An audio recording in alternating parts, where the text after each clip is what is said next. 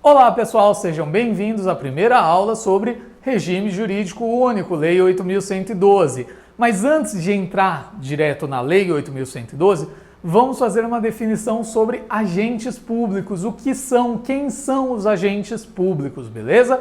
Para isso nós vamos ter que estudar a definição de vários doutrinadores, porque cada um fala uma coisa, mas tem alguns pontos convergentes nessas definições, beleza?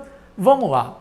Por que a gente tem que definir agente público? É só separando as categorias e classes de agente público que nós podemos identificar a quem se aplica o regime jurídico único, a quem se aplica o direito militar, a quem se aplica o direito trabalhista, porque são os três ramos do direito, entre aspas, vamos falar assim, que são aplicados às relações jurídicas, às relações contratuais entre os funcionários públicos em sentido amplo, servidores em sentido amplíssimo e a administração, ou seja, entre os sujeitos que prestam serviço à administração e à administração pública.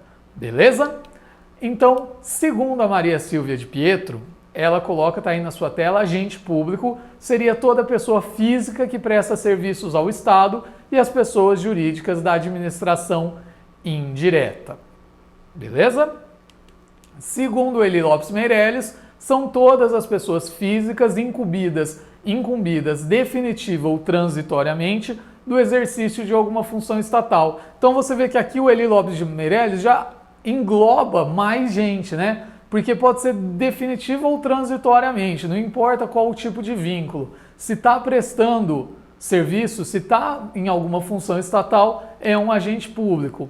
Agente público, segundo Marçal Justen Filho, fala que essa expressão costuma ser utilizada como sinônimo de agente estatal, mas algumas vezes apresenta um cunho mais restrito, fazendo referência apenas aos servidores públicos. Seria mais ou menos servidores públicos em sentido lato, é um sinônimo de agente estatal. Sentido público, agente público em sentido estrito, acaba sendo referente aos servidores públicos. Isso segundo Marçal Justen Filho. E a melhor definição, na minha opinião, a mais abrangente, a mais explicadinha, é a do Celso Antônio Bandeira de Mello. Dá uma olhada no que ele fala.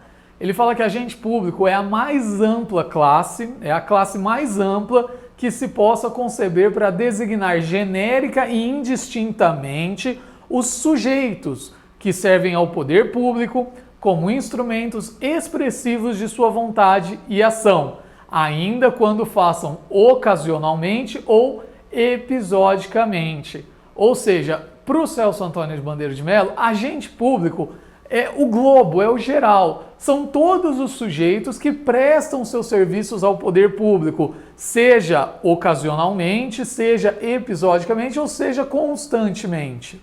Beleza? Essa, ao meu ver, é a melhor definição de agente público. Só que agente público se subdivide em várias categorias, em várias classes.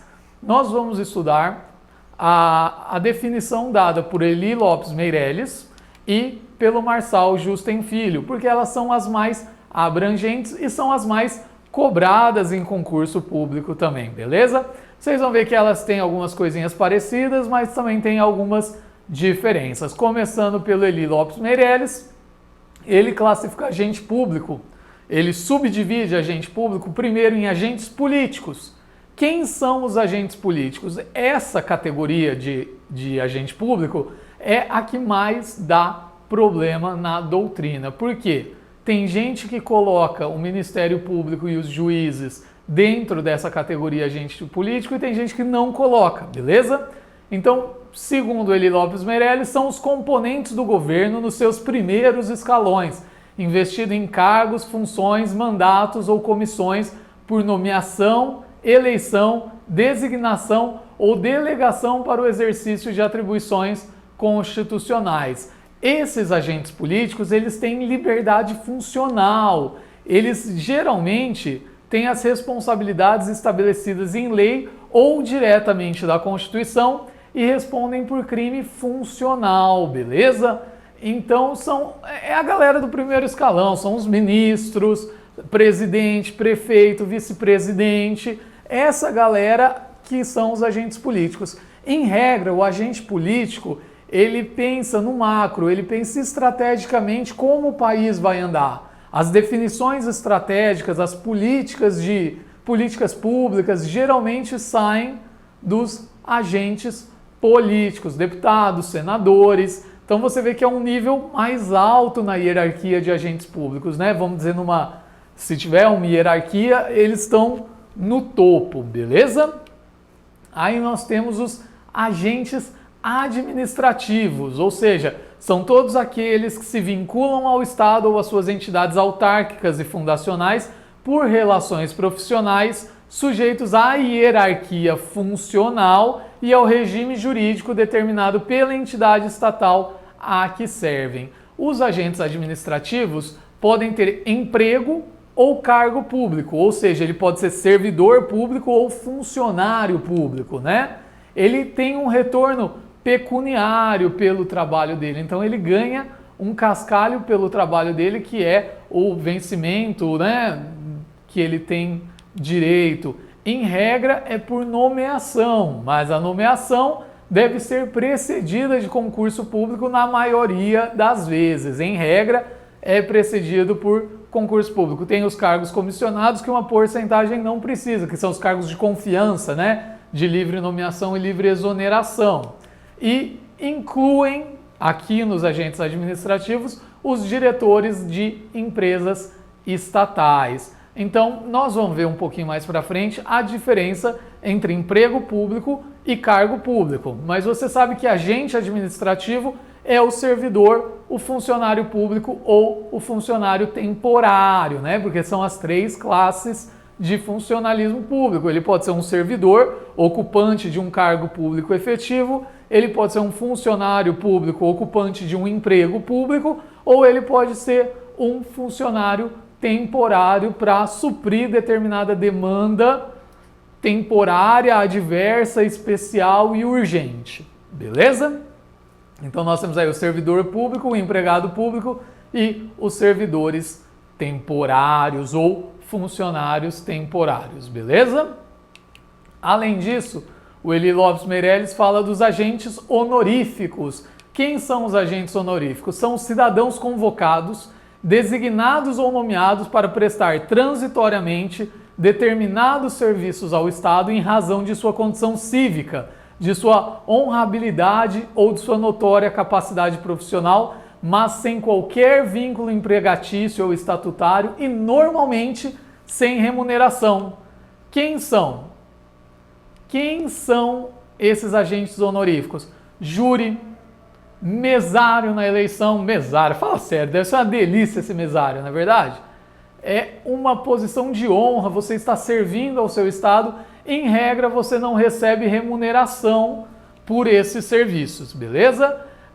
Geralmente o Estado impõe essa prestação de serviço que você tem que fazer. Afinal, quando você é convocado para mesário, você tem que justificar, se não puder ir, é uma complicação. Para jurado também, beleza? Aí nós temos os agentes delegados, segundo Eli Lopes de Meirelles, que são os particulares que recebem a incumbência de execução de determinada atividade, obra ou serviço público e o realizam em nome próprio, por sua conta e risco, mas segundo as normas do Estado e sob permanente fiscalização do delegante. Principal são os concessionários e permissionários, mas toma cuidado porque a titularidade do serviço, da obra ou do serviço público pertence ao Estado. Ele apenas delega a execução daquela obra ou daquele serviço público, beleza? E essa obra e serviço público é executada por conta e risco de quem está executando, de quem recebeu a delegação. Ou seja, por exemplo, concessionária que administra estrada. Se tem um problema na estrada, quem responde por ele? O Estado ou a concessionária? A permissionária? A permissionária. Beleza? E temos os agentes credenciados. Essa é uma classificação difícil de se achar. São os que recebem a incumbência da administração para representá-la em determinado ato ou praticar certa atividade específica mediante remuneração do poder público credenciante. Deixa eu dar um exemplo. Imagine uma cidade com 10 mil habitantes que tem um promotor só. Um promotor. E esse promotor pegou uma causa que, sei lá por que, acabou caindo lá no STF para ele ter que defender. Uma situação hipotética. Ele pode se ausentar uma semana da promotoria da cidade dele e deixar tudo ao léu? Não pode, não é verdade? Então o que ele faz? Ele credencia um promotor em Brasília e pede que esse promotor represente o interesse dele, o interesse do estado, da cidade dele. Beleza? Esses são os agentes credenciados. Por motivos de força maior, por motivos alheios, eles acabam recebendo uma incumbência da administração para representá-la em determinados atos. E para isso, eles recebem um cascalho, uma graninha. Beleza? Já segundo Marçal Justen Filho, ele apresenta uma classificação um pouco diferente. Ele fala que o agente administrativo é o agente investido na função administrativa, usualmente o servidor civil, ou seja, o servidor civil, o empregado público. Já o servidor público é a expressão utilizada em sentido amplo, que costuma ser aplicada para os agentes relacionados com o Estado por vínculo jurídico de direito público, abrangendo servidores civis e militares. Então, para ele, servidor público não são apenas os submetidos ao regime da 812, mas também os que estão sujeitos ao regime militar, né, e outras leis aí. Servidor público com cargo efetivo, costuma indicar o servidor que exerce atividades não políticas, porque ele foi designado através de nomeação, e não jurisdicionais, porque ele também não é membro do Poder Judiciário, não é um juiz, não é um magistrado, beleza? Sujeito ao regime jurídico estatutário. Aí o servidor público com cargo é regido pelo regime jurídico estatutário. O empregado público faz referência ao agente estatal não subordinado ao regime estatutário, mas disciplinado pela legislação trabalhista, beleza? Então vamos repetir aí. Para ele, agente administrativo é diferente do agente administrativo do Eli, beleza? É semelhante, mas não é tão igualzinho não.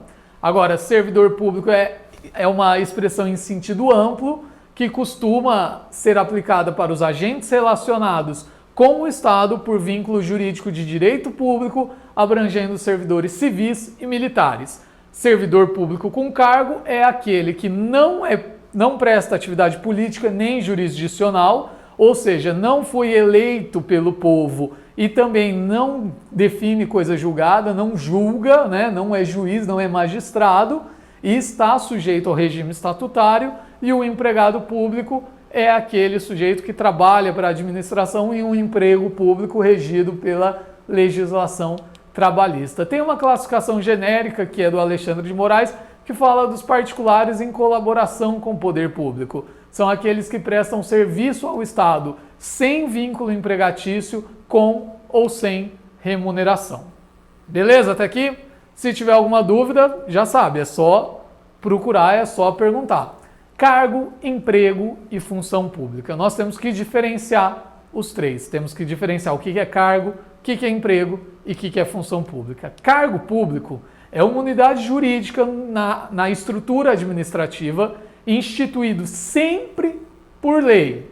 Cargo público sempre vai ser criado por lei, visando a prestação de atribuições específicas que serão exercidas por servidores submetidos ao regime estatutário, com remuneração e nomenclatura estabelecidas por lei. Está lá no artigo 3º da Lei 812. Então veja bem, cargo público, primeira característica, tem remuneração, tem atribuições e ele sempre é criado por lei. E a remuneração e a atribuição só pode ser alterada por lei também. Quem é ocupante de cargo público na esfera federal está submetido ao regime da 812. Cargo comissionado visa o exercício de função de chefia, direção ou assessoramento a critério discricionário da administração. Também são chamados de cargos de livre nomeação e exoneração, porque são cargos de chefia. Já o emprego público é uma unidade jurídica dotada de atribuições, ocupadas por um servidor seletista, por um funcionário seletista, beleza? Então, quem ocupa emprego público está sujeito ao regime seletista, tem fundo de garantia, coisa e tal, né? As funções públicas são as séries de atribuições desempenhadas por um servidor que não titulariza cargo ou emprego público, beleza? São as funções temporárias e as funções de confiança, que são de livre nomeação e livre exoneração. Cuidado, aqui que o STF editou a súmula sobre o nepotismo e função de confiança não é abrangida pela súmula do STF. A função do cargo comissionado de chefia, direção ou assessoramento, sim. Se a pessoa não tivesse o parente lá, agora a função de confiança, por ser um cargo de confiança, que ele precisa ter alguém que ele confie, que ele aposte, não entra nas vedações. Se você procurar no STF, vai ver várias jurisprudências nesse sentido. Vamos falar sobre a estabilidade, né? A grande estabilidade que os servidores públicos querem, que os concurseiros tanto querem, né? Tem que tomar muito cuidado, que tem muito mito em relação à estabilidade, né? O que é? Está lá no artigo 41 e no 169 da Constituição Federal. Fala que quais são os requisitos, né? Você tem que ter sido aprovado em um concurso público, você tem que ter 3 anos de casa, de exercício do seu cargo público, ininterruptos, tem que ser submetido a uma avaliação de desempenho e ser aprovado nessa avaliação de desempenho nos últimos 3 meses dos 3 anos, vai sair esse relatório. E aí, quando você está estável, você fala, ótimo, agora eu sou estável, eu vou zoar o barraco, vou chegar atrasado, vou faltar, dane-se o mundo, agora eu sou estável, beleza? Essa era o conceito da administração burocrática, você podia fazer isso. Hoje, com o paradigma da administração gerencial, as coisas não funcionam desse jeito. Eu vou explicar para vocês por que existe a estabilidade. Pensa da seguinte forma. Você fez um concurso público, estudou 3 anos para passar, beleza? Aí você assume o seu cargo no 3º ano de mandato, no 1º ano de um novo político, que assumiu a Dilma agora, que assumiu, né?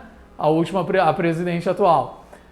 Você tá lá trabalhando, feliz, contente, aí no próximo eleição, sei lá, ganha o Aécio Neves, o ACM, qualquer um que ganha, o cara entra e fala, vou fazer uma limpa nessa administração, não quero mais ninguém que trabalhava com a Dilma. Vai todo mundo pra rua. É justo com você que fez concurso público isso acontecer? Você vai trabalhar tranquilo? Primeira coisa, alguém vai querer trabalhar no Estado sabendo que a qualquer momento pode entrar um novo presidente, um novo prefeito e te mandar para a rua? Não é, concorda? Então a estabilidade é justamente para impedir esse tipo de arbítrio. Mas não é para garantir a ineficiência da máquina. Não é para garantir que você faça o que você quer lá. É para impedir que os agentes políticos demitam os servidores sem motivação. Mas você pode ser demitido? Você pode ser exonerado? Pode. Você pode perder o seu cargo público. E como que você pode perder o seu cargo público? Primeiro, por sentença judicial transitada em julgado. Segundo, por PAD, procedimento administrativo disciplinar com ampla defesa. Então você incorreu em uma das faltas administrativas previstas na 812 com demissão, você vai sofrer um PAD. Se você não conseguir provar que não teve culpa ou que o fato não aconteceu, você vai ser demitido e vai perder o cargo. Tem uma coisa muito importante, a avaliação periódica com desempenho insuficiente, claro, assegurado a ampla defesa. Mas se repetidamente você tem inassiduidade habitual, você está lá com a avaliação de desempenho baixa, você pode perder o seu cargo sim. Quando o ente público exceder os gastos com o pessoal na lei de responsabilidade fiscal, primeiro vai cortar os comissionados, depois vai cortar os servidores não estáveis. Se mesmo assim ainda estiver acima dos gastos, você, servidor estável, pode perder o seu cargo, beleza? Então, alguns doutrinadores, a maioria, né, dos doutrinadores da parte da administração, não da parte do direito, consideram que a estabilidade é um retrocesso administrativo. Mas eles não conseguem enxergar esse outro lado da estabilidade, que ao mesmo tempo que ela produz um efeito negativo em algumas pessoas, ela produz um efeito positivo na maioria, que é a segurança para você exercer o seu emprego, o seu trabalho. Agora, que a administração pública deve implementar formas de remuneração variável e deve implementar a avaliação periódica com mais rigor, isso é fato. Isso deve acontecer e é uma mudança que está acontecendo aos poucos. Você vê que algumas funções, alguns cargos públicos já têm na previsão em lei de remuneração variável, principalmente no executivo, beleza? O estágio probatório, como que funciona? Lembra que a gente falou que vai ter um período de 3 anos de casa? Nesse período de 3 anos você está no seu estágio probatório. Então no artigo 20... tem que tomar cuidado porque ele está desatualizado, ele fala que em 24 meses, porém a Constituição fala em 36 meses, então a Constituição prevalece. Ao entrar em exercício, o servidor nomeado para cargo de provimento efetivo ficará sujeito ao estágio probatório no período de 36 meses, durante o qual sua aptidão e capacidade serão objetos de avaliação para o desempenho do cargo.